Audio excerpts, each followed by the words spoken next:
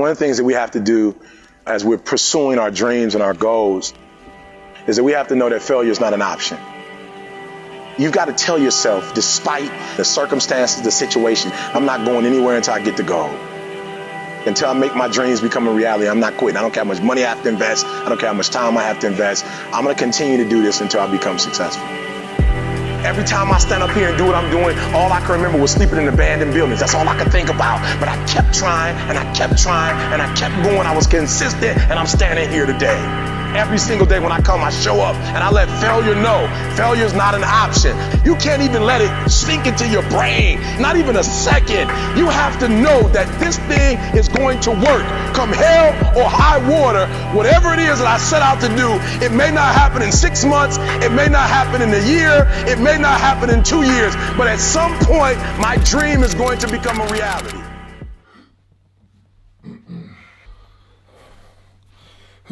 Oh. You all right? Yep, you good? Yeah, good. Right, we're finally on 500k subscribers. Happened a lot quicker than we thought it would. 500,000 subs. Yeah.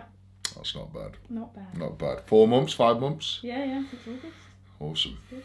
Awesome. So, I thought, for this, to give back to the fans a bit, I thought that we could maybe talk through your 500 kilo deadlift, how it came about, like literally everything, how it happened. We want to talk about before, during, after, the effects. So like how I did it and Yeah. how it came about, how I did it, how it led up to it, the thought process. Yeah. Okay, right. I mean, the 500 kilo deadlift was something that's been talked about for many, many years. It is, I remember reading on strength forums, are we ever going to see a 500 kilo deadlift in our lifetime? And every single answer was no. And I remember back in 2015, I pulled the world record deadlift, 463 kilos in front of an 8,000 strong crowd in Leeds, and I did it pretty easy. I did it for a speed rep. And I remember going to the promoters after that show, and at the time, I was doing okay money-wise, but I felt as though I needed to up the ante. I needed a nice bit of pocket change to take me to become the world's strongest man. So I said to the promoters after that I pulled the 463, if someone was to come and pull 500 kilo next year, how much would you pay them? And they literally looked at each other and were like, how much do you want? So we agreed a deal. And within that deal, I had a friend go away, and I can't say too much about it obviously, but I had a friend go away and put a big bet on me pulling 500 kilo off the floor, considering that the world record at the time was 37 kilos under what I was claiming to go and be able to be done. So I guess the reason why I did it was for money. Point blank, I needed the money to become the world's strongest man. I feel that, spending £250 a week on food, £250 a week on physio, another £250 a week on recovery methods such as shockwave treatments, chirotherapy, stuff like that. And then all the other costs and expenses, buying mouth guards and elbow sleeves and whatever else. I was easily spending £800 a week on myself just to become the world's strongest man. That's not including the mortgage, the bills, the kids, the wife, the cars. That's £800 a week just on me to become the world's strongest man. And money was running out fast. I had some great deals in place, some great sponsors, but no one could sort of support that kind of, $4,000 a month just on me. And then I've got to pay the bills. I was digging into my savings very quick. So that was my incentive behind the 500 kilo. I needed the money to become the world's strongest man.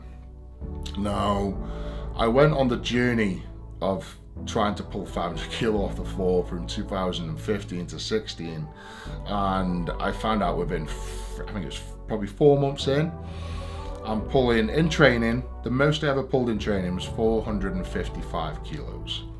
Every time I went above that, my head would fall off. I don't know why or how. I remember I attempted 485 in training and I couldn't get it past my knees. And that's when I thought to myself, I'm in trouble. I've made this statement. I believe, I was very vocal about it. I told everybody, I put it on the news, I put it on social medias, I told everyone, and everyone was laughing at me. Everyone was sort of saying, Eddie Hall's deluded, he's a dickhead, he's full of himself, he's just after attention, like the Conor McGregor really, very vocal and sort of very putting it out there unnecessarily. But I had to do that to put pressure on myself. 4 months in, and I'm stuck. I can't get above a certain weight, and the pressure's on. So, luckily I was in a good financial position then, and I surrounded myself with an amazing team. I had blood doctors, my own doctors, psychiatrists, hypnotherapists, physios, coaches, nutritionists, you name it, I had it, and I used all that to my full advantage. So I was suggested to go and see a certain scientist who specialized in strength, and how to release strength and how the human body works, and sort of recruiting muscle fibers and how you relay that into movements.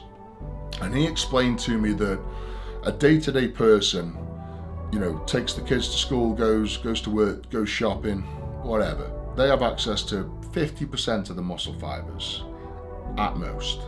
Someone that trains sort of 20-30 hours a week, so quite an elite sportsman or sports person, would have access to, I think it was 65 to 70%. I think 70% was the maximum that they could recruit to their muscle fibers. So, someone like myself training 30 odd hours a week in the gym can only have access to 70% of my true potential.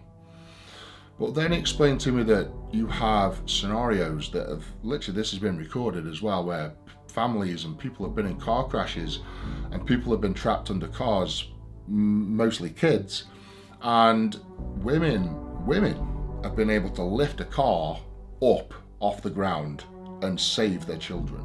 And that's been recorded. And he explained to me that they can recruit 100% of their muscle fibers through the fight or flight scenario, and it's something that can't be faked. It's something that it can only happen under a certain circumstance.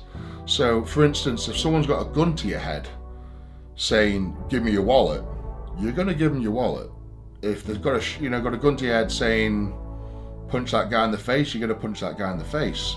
If you've got a gun to your head saying, "Pick up that 200 kilo deadlift, or I'm going to blow your head off," you're going to give it a good go, aren't you? And more than likely, you're going to do it.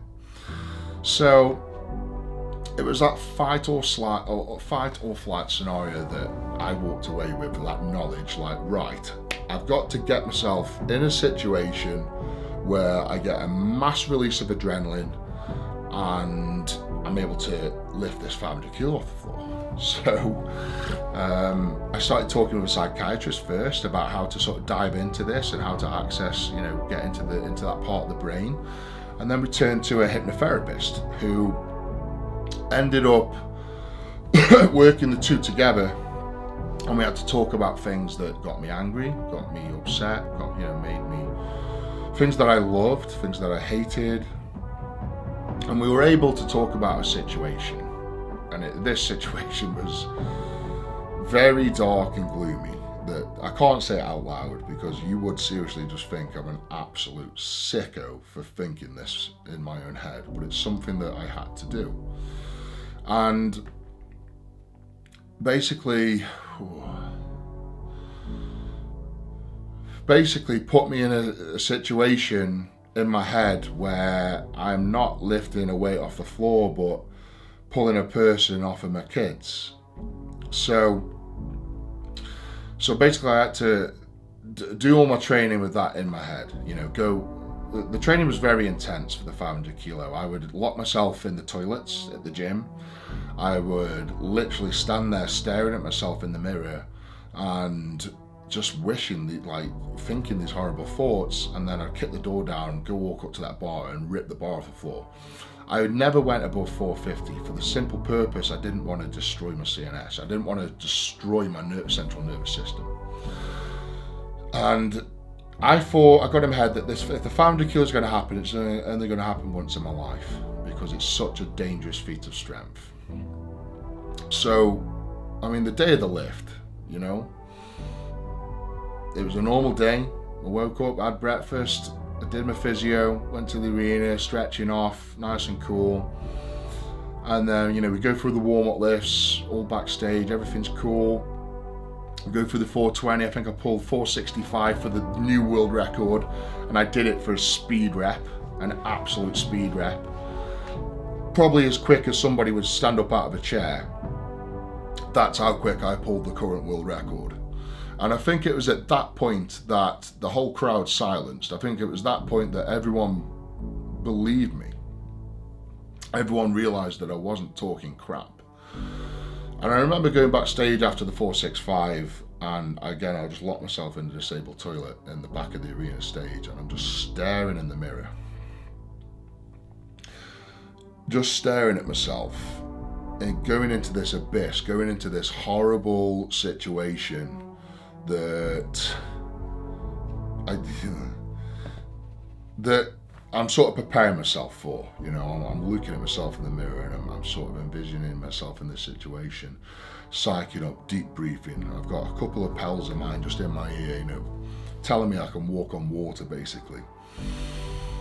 And then I just remember looking in the mirror, and that I don't know how or why it happened, but a massive euphoria of self-confidence just came over myself. It was like a little flick switch in my brain that just went, let's go. And I just 90-degree turn, out that disabled toilet door, kicked it off the hinges, out I went, suit up, straps on, wrist straps on, mouth guard in, walked up to the deadlift, and I think I remember asking the crowd to be just to be quiet, just let me get my thought process. And there was a man refereeing the contest, Dave Warner, good friend of mine actually. But I remember looking at Dave, and this wasn't pre-planned. And I remember looking at Dave, and I turned Dave into this devil.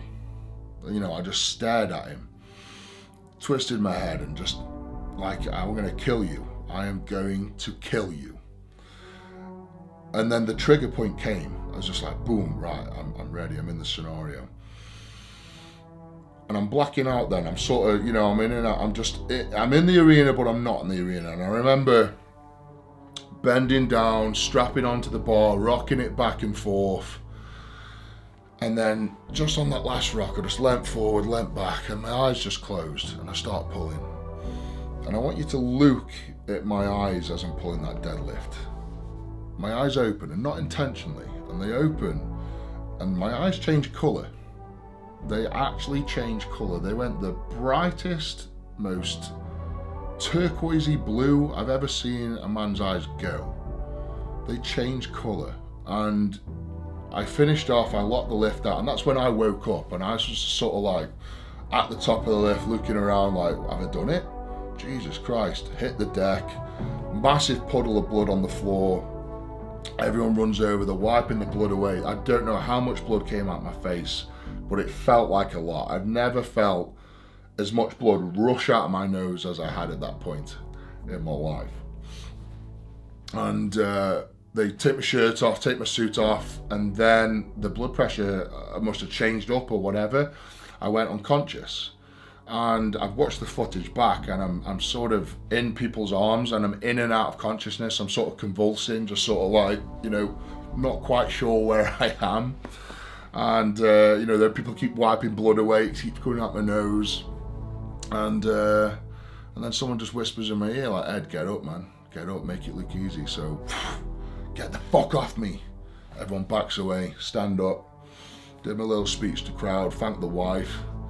And then backstage, boom, out again. Paramedics on me, get me on the table, checking my heart rate through the roof, well over 200 beats per minute. Blood pressure was unreadable. They put an ECG on me to try and get some sort of gauge of what my heart was doing. Couldn't get one. We'll do it again. Couldn't get one, do it again. And you know, by the fourth time that a paramedic's saying that his equipment's faulty, that it's not faulty, it's you. You're in danger. And I wouldn't let them take me anywhere, you know. I was very sort of, I'm staying here, I'm gonna ride it out. And at this point I realized that I was actually going blind. I lost the vision in the center of my eyes. I couldn't see around it. It was like an Hawkeye effect, and that's when I got quite scared, and I just lay down on my back, and I remember just staring at the ceiling in this horrible sort of hallway behind the arena, just staring at this very commercial ceiling with all air ducts and everything. I thought, this is where I'm going to die. This is it. This is where Eddie Hall dies. And luckily, I mean, everyone around me, and then I know people are like wiping blood out my ears. I had blood coming in my tear ducts in my eyes. The blood was still coming out my nose. I think it was pretty evident, I did something pretty serious. I blew something up in my head that was pretty nasty. Took me about 2.5, 3 hours for me to sort of calm down, recover, my heart rate calmed down, my blood pressure calmed down. The ECG came back all clear. And I was able to, walk, get up, do a meet and greet after the show. Got myself back to the hotel. And out, just done. That was the most exhausting day of my life. The next day, I went to drive my car home, and I physically or mentally, whatever, I couldn't drive my car. I couldn't work out how to work my gear stick. I couldn't work out what the steering did. I was that mind boggled. I couldn't drive my car home. I had to get someone to come and drive me back to my home. The next day was my son's birthday party. I think it was his fourth birthday party, and I didn't remember people's names. I'm having conversations with people 2 or 3 times, the same conversation, and my wife's going to me, Eddie, you've said that 3 times now, and I'm like, oh, okay, who's that over there? That's your brother. It was quite scary when people are saying this stuff to me. I had physio the next day as well. My physio came around to the party actually, and did physio. We found some bulged vertebrae in my back, very bad bruising. But all in, apart from the bad brain bleed and the signs of concussion afterwards, I recovered within 2 weeks, mentally and physically. And I always get asked the question, you are crazy for doing that lift. Would you go back and do it again? I'm like, yeah, of course I would. But I'd add 10 kilos on. And that's what I would do. I would go even heavier because I believe that there was more in me that day, a lot more. I think that the 500 kilo, I've won the world's strongest man. I've reached the pinnacle. I've done the best thing that, in my eyes, that's the best title you can win on this planet. You can be the fastest man, the cleverest man, the fattest man, the slowest man. It doesn't mean anything to me. To be the strongest man on the planet is the alpha.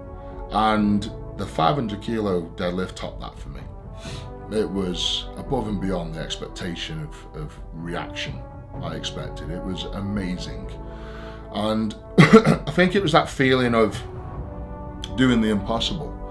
It was that feeling of Roger Bannister. Roger Bannister, very vocal, said he was going to run a 4-minute mile, and everyone laughed at him. Everyone said he was an idiot, and then he did it. He made it possible, and he became that legend. He became that person that everyone remembers for the first man to run a 4-minute mile, Roger Bannister. Everyone remembers Neil Armstrong, first man on the moon, and I'm the first man to lift half a ton off the floor. And I think that for me means more than anything. It means more than a World's Strongest Man title.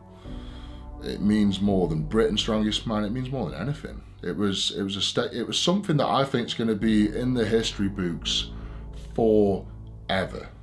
The first man in history to lift half a ton, and I think that's I can take great satisfaction out of that. There's been a lot of talk since I pulled the 500 kilo of people wanting to pull 500 kilo, people saying they're going to pull 500 kilo, people creating different bars to make it easier to pull 500 kilo on. You know what? If you can talk the talk, walk the walk, come and lift 500 kilo on a calibrated bar, calibrated plates in front of a World's Strongest Man referee, nowhere to hide, 10,000 strong crowd, and pull over 500 kilo. Come and prove it. Back up your bullshit, because I'm sick to death of people saying they're going to pull 500 kilo. Oh, you know, it's third event, or maybe I'll do it next year after a year out, or it's a different bar. I wasn't wearing a suit. Get a suit on, get your straps on, come into the World Deadlift Champs, Giants Live, and pull 501 kilos. Stop hiding away and come and do it, because I'm sick of the bullshit. It's been 4 years now, 4 years since I pulled 500 kilo off the ground, and the closest to me is 474 kilos. So cut the bullshit out and come and pull it. I do believe that there are people out there that can pull 500 kilo off the ground, but I don't believe that they've got the genitalia to put the commitment in and go to that place that I went to. I went to that place to pull 500 kilo off the ground, and I don't think anyone's got the capabilities to recreate what I did in my head and pull 500 kilo off the floor. And if they can, good luck to them. I will be the first man to say well done, because I know what it takes. Guys, I didn't realize that we were quite coming up to the 500,000 subscribers mark, but I just want to say from the bottom of my heart, thank you so much for the support. You know, all the views, all the likes, all the subscribes. It's been amazing. Absolutely amazing. You know, I retired from World's Strongest Man 2 years ago. I've been on a whirlwind of a life since, you know, doing TV shows, keeping my nose in the strongman, you know, doing the presenting, a little bit of lifting, did the Strongest Man in History for the History Channel. We've done Eddie Eats American, Channel Dave. I've got a lead role in a film coming up later this year. I've gone into business with Arnold Schwarzenegger. I'm doing the second documentary as well. It's amazing, you know. I was unsure whether I made the right decision to retire from the World's Strongest Man, and you know, I'm sitting here now, 500,000 subscribers, all these TV shows, films, whatever, all these opportunities opened up from the back of it, and from the bottom of my heart, I just want to thank every single one of you for making that possible, because if it wasn't for you guys, for the support, for the views, I wouldn't be here now. I wouldn't be sat here, I wouldn't be, you know, enjoying life, I wouldn't be living the way I am, and I just want to say a big massive thank you. Thank you for the support, and I massively appreciate it. So this is 500,000 subscriber video. Good idea, by the way, Hannah, for the very fitting for the 500 kilo deadlift. So what are we going to do for the 600,000 subscriber mark? Because I think it's going to come around very, very fast. So hit me up in the comments. What do you want me to do for 600 subscribers? And we'll get that done. But for now, thank you so much for the support. Please like the video, subscribe to the channel. Big love, the beast. See you later.